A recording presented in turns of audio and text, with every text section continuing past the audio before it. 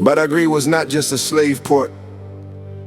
It was the place where fear replaced hope, and human beings waited in darkness before the ocean carried them away forever.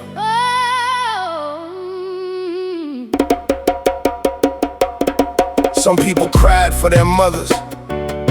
Some people cried for water. Some people could not even cry anymore because their bodies were too weak. The room was dark, the room was hot. The room was filled with sickness, fear, sweat, blood, and death. One small ventilation hole, hundreds of people fighting to breathe, and outside the ocean waited silently. They bend down to drink with chains on their hands. Blood fell into the water. Tears fell into the water. Vomit fell into the water. Still they drank. Because nobody wanted to die that night. Oh, Badagry. Those underground walls still remember the screaming. The door of no return. Still remembers their footsteps. And the Atlantic Ocean still remembers their pain. The suffering started long before the ships arrived. Some captives were taken during village raids at night. Homes were burned while families ran in confusion. Parents lost children in the smoke and darkness.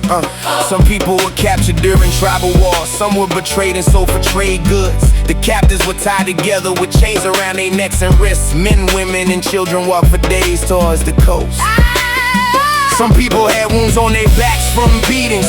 Some walked barefoot on sharp stones and hot ground. If somebody became too weak, the guards beat them until they stood again. If somebody collapsed, the chains dragged their body forward. When they finally reached Badagry, they were pushed into underground barracoons. The rooms were overcrowded and almost impossible to breathe inside. Only one small ventilation opened and brought air underground. People sat pressed against each other with no room to stretch. The smell inside the room was terrible. Human waste, sweat, sickness, blood, and vomit covered the floor. Some prisoners had fever.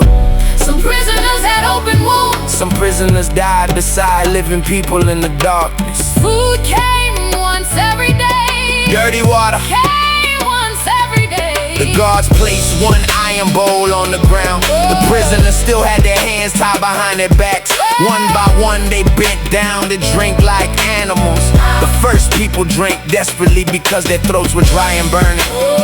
Some lips cracked open and bled into the bowl. Some prisoners coughed blood while drinking too fast. Some vomited directly into the water because their stomachs were weak. As the water became lower, people pushed their faces deeper into the bowl, trying to reach the bottom. By the end, the water was mixed with dirt, saliva, blood, tears, and vomit. Still the prisoners drank because thirst was stronger than disgust. At night, the underground room filled with crying, praying, and coughing. Some mothers whispered songs to comfort children they could not protect. Some prisoners repeated their own names quietly because they were afraid of forgetting themselves. Others prayed in Yoruba and Igbo languages, asking God to save them. Many people stopped speaking completely because fear had broken their spirit. Every day, underground slowly destroyed hope. Every chain around their necks sounded like suffering, and every sound of the ocean reminded them that home was disappearing forever. They bend down to drink with chains on their hands. Blood fell into the water. Tears fell into the water. Vomit fell into the water. Still they drank. Because nobody wanted to die that night. Oh, Badagry. Those underground walls still remember the screaming. The door of no return. Still remembers their footsteps. And the Atlantic Ocean still remembers their pain. After days or weeks inside the barracoons, the captives were marched toward Gberefu Island and the point of no return. Heavy chains were locked around their necks, waists, and legs. Some prisoners were too weak to walk properly because of hunger, sickness, and exhaustion. The guards forced them forward to a waiting boats near the Atlantic Ocean. Many captives had never seen the sea before.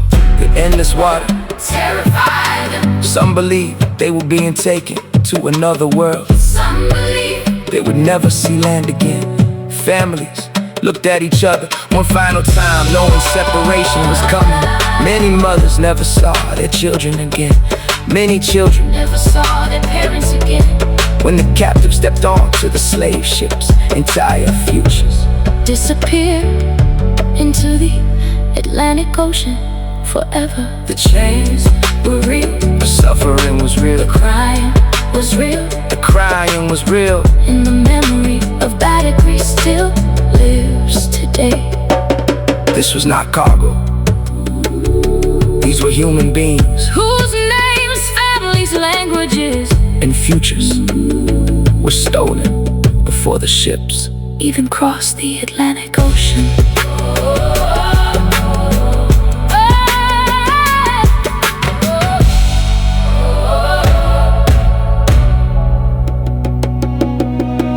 The ships had already left with millions before them. Now another group stood in chains beside the Atlantic, waiting for their turn to disappear. Some people stared at the ocean and started shaking. Some people begged the guards not to take their children.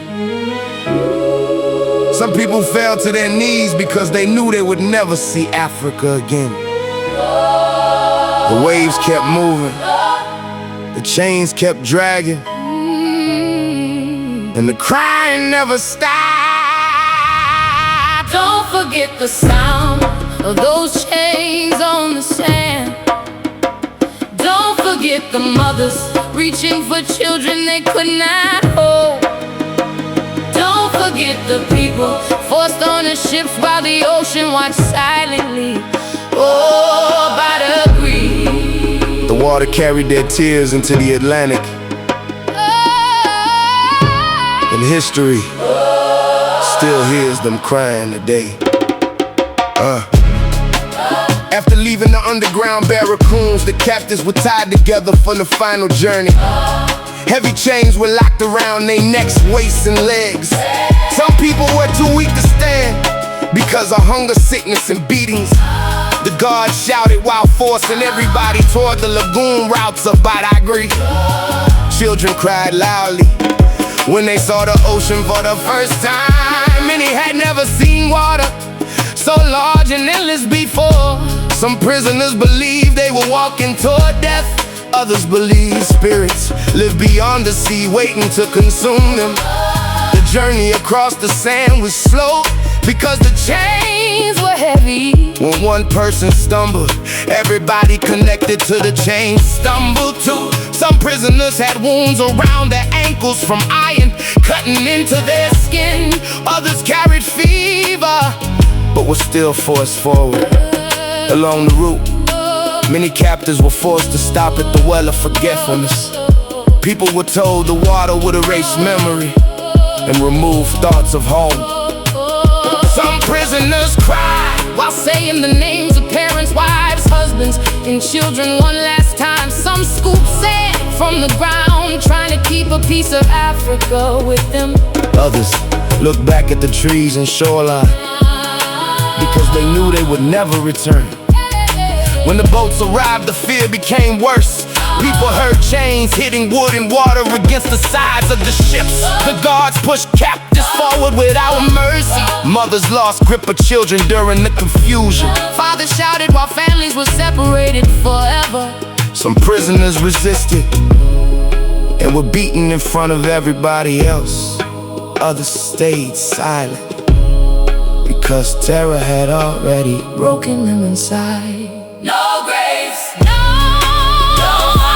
final prayers, no goodbye, no goodbye. Only chain ships in the Atlantic Ocean.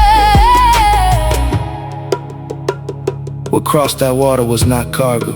It was stolen families, stolen languages, stolen futures, and stolen lives. carried away from Africa forever.